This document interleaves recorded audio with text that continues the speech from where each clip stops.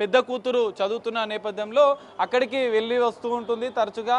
వాళ్ళ ఎడ్యుకేషన్కి సంబంధించిన వివరాలు కూడా పూర్తిగా భర్తనే చూసుకుంటున్న నేపథ్యంలో ఆమె కూడా కొంత మనోధైర్యం అండగా కూడా భర్త ఉంటున్నట్లుగా తెలుస్తుంది.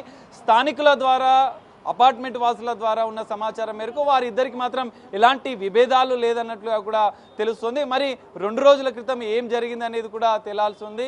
ఇప్పటికే పోలీసుల దర్యాప్తులో కూడా ఇటు భర్త స్టేట్మెంట్ కూడా రికార్డ్ చేసినటువంటి పోలీసులు కొన్ని విషయాలు అయితే తెలుసుకున్నారు. మరి రెగ్యులర్గా తీసుకునే మెడిసిన్సే తీసుకుందా, లేదంటే అవే మెడిసిన్స్ను ఎక్కువ మోతాదులో తీసుకుందా అనేది కూడా ఇప్పుడు వైద్యులు తెలిపే అవకాశం మనకు కనిపిస్తుంది. ఒక ఉద్రిక్త అంటే ఒక వాతావరణం అయితే మనకు కనిపిస్తుంది. సింగర్ సునీతతో పాటుగా మరికొంది సన్నిహితులు కూడా ఇటు ఆసుపత్రికి అయితే చేరుకున్నారు. శ్రీకృష్ణ, సునీత, మరికొంతమంది ఆమెకి సన్నిహితంగా ఉండేవారు కూడా ఆసుపత్రిలో చేరుకొని ఆమె పరిస్థితిని కూడా తెలుసుకున్న అనంతరం కూడా వారు డాక్టర్లతో మాట్లాడారు. ఇటు మిగతా విషయాలను కూడా వారి సన్నిహితులను అడిగి కూడా తెలుసుకుంటున్న పరిస్థితి కూడా కనిపిస్తుంది.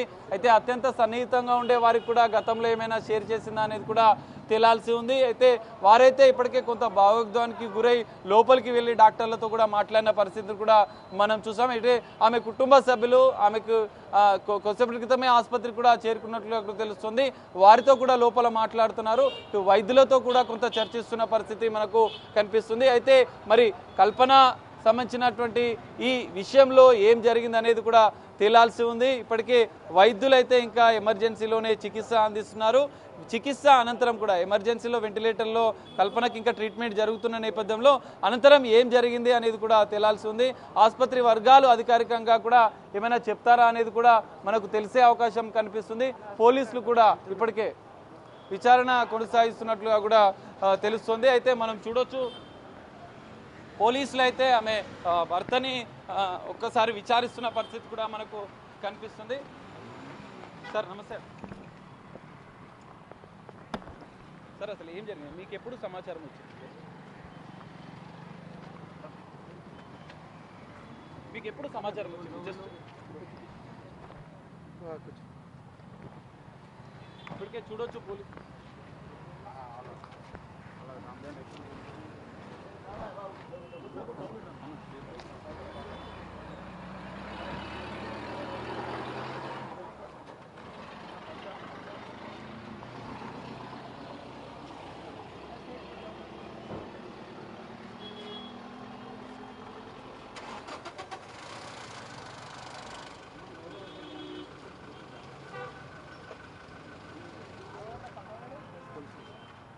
సో ఇప్పటికే ప్రసాద్ ప్రభాకర్ ఆయన భర్తని కూడా పోలీసులు అయితే ఇప్పటికే ఆసుపత్రి నుంచి తీసుకువెళ్తున్నారు. ఎందుకంటే ఇప్పటికే వాళ్ళు అదుపులోకి తీసుకొని ఒక స్టేట్మెంట్ కూడా రికార్డ్ చేసినట్లుగా కూడా తెలుస్తోంది. రికార్డ్ చేసిన అనంతరం కూడా ఆయనని స్వయంగా ఆసుపత్రికి కూడా తీసుకొచ్చారు. ఇక్కడ జరుగుతున్న పరిస్థితిని కూడా వివరించి ప్రసాద్ ప్రభాకర్ ఆయనతో, ఎందుకంటే ఎలాంటి విభేదాలు లేవని చెప్పి స్థానికుల ద్వారా అయితే తెలుస్తుంది. కానీ మరి పోలీసులు అయితే ఇంకా విచారణ చేస్తున్నారు. అసలు ఏం జరిగింది అనేది కూడా వాళ్ళు తెలుసుకునే ప్రయత్నం చేస్తున్నారు. చివరిగా ఏం షేర్ చేసింది, ఏం మాట్లాడింది, తనతో ఏమైనా చెప్పిందా, కుటుంబ విషయాలే కావచ్చు, వ్యక్తిగత విషయాలే కావచ్చు, ఇంకేమైనా కారణాలు ఉన్నాయా అనేది కూడా పోలీసుల దర్యాప్తులో మనకు తెలియ అవకాశం కనిపిస్తుంది.